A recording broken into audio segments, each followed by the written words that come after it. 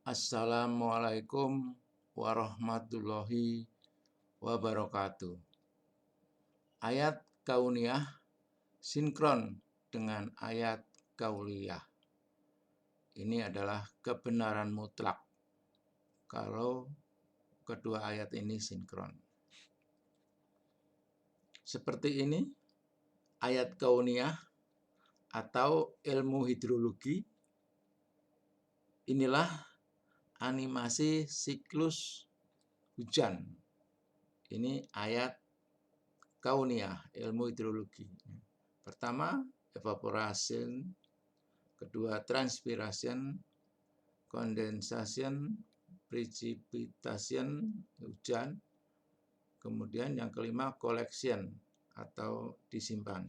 Nah, inilah siklus hujan menurut ilmu hidrologi atau ayat kauniyah. Ada dua parameter jika turun hujan yang dapat dikelola. Nah, seperti ini run off. Nah, sekarang saya akan menjelaskan ayat kauliyah.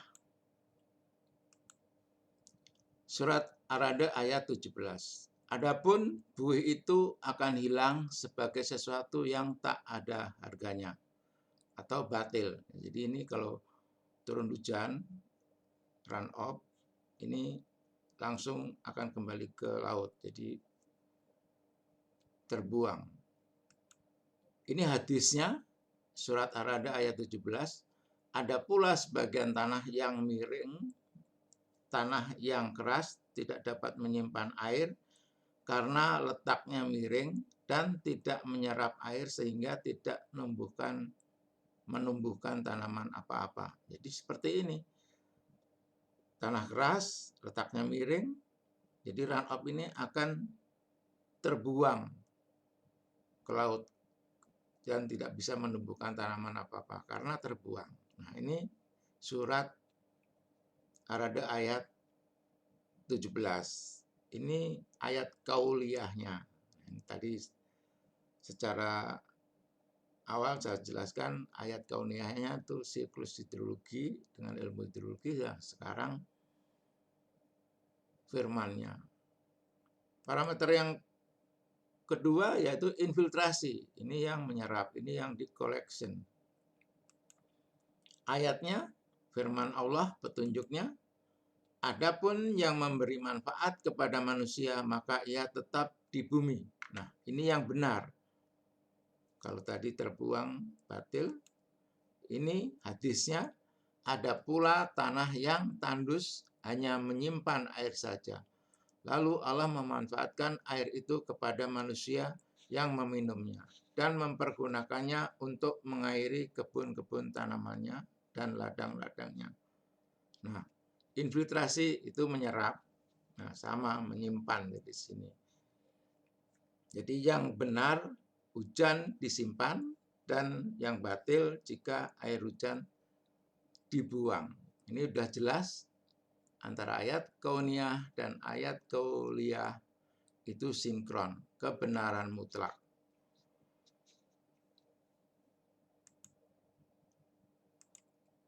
Nah, inilah kebijakan yang salah berdasarkan surat Ar-Ra'd ayat 17, yaitu Peraturan Menteri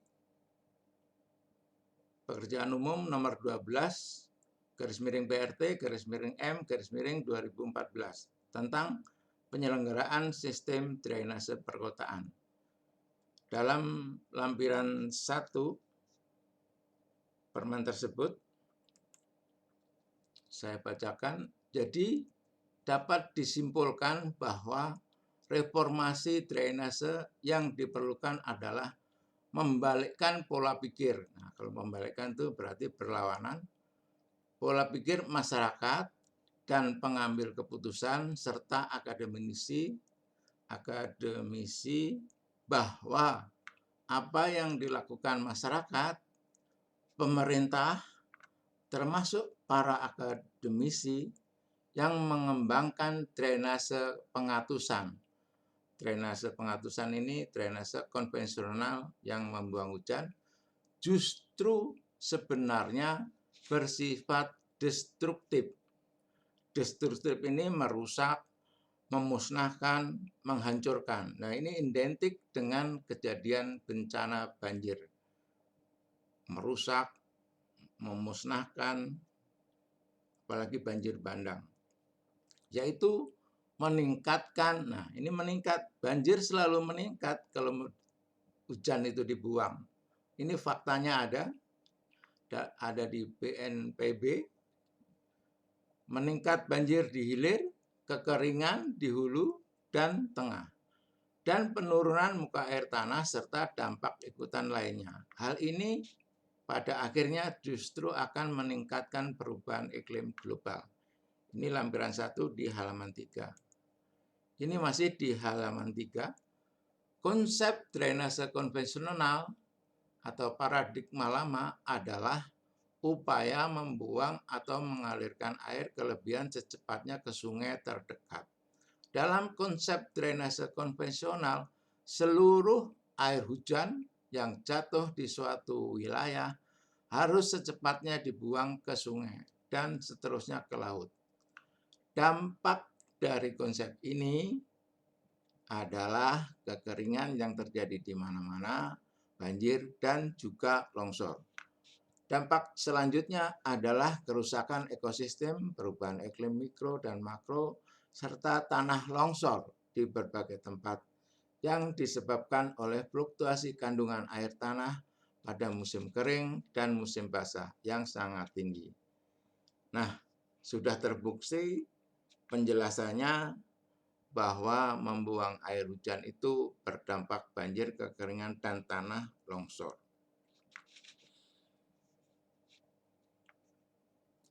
Saya lanjutkan dengan permen tersebut di lampiran 1 halaman 4. Drainase ramah lingkungan. Ini setelah ada evaluasi perubahan atau revisi.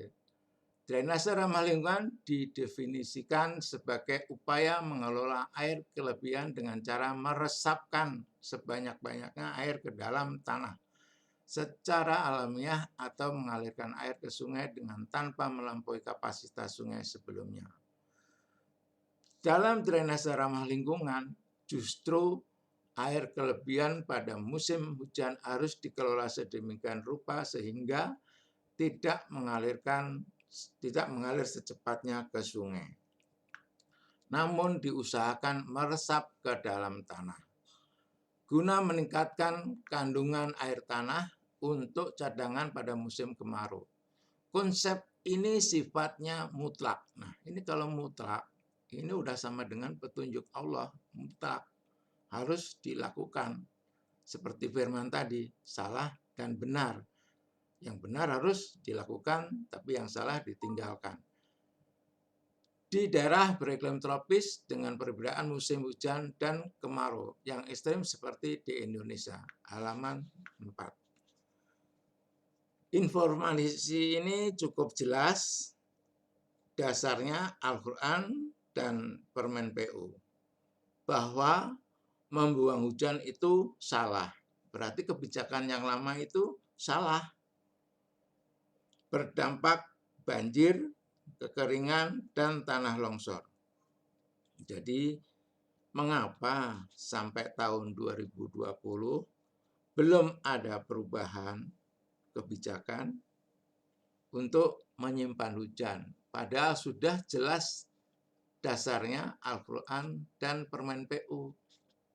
Nah, saya mengharapkan dengan informasi ini bagi pengambil keputusan bisa segera melakukan perubahan kebijakan untuk menyimpan hujan. Karena membuang hujan tadi sudah jelas berdampak bencana. Jadi bagi BNPB informasi ini harus segera diimplementasikan karena ini Permen PU dan Al-Quran. Kalau ingin mencegah banjir kebijakan menyimpan hujan harus segera diimplementasikan di Indonesia. Demikianlah informasi yang saya sampaikan. Terima kasih. Billahi taufik wal hidayah. Wassalamualaikum warahmatullahi wabarakatuh.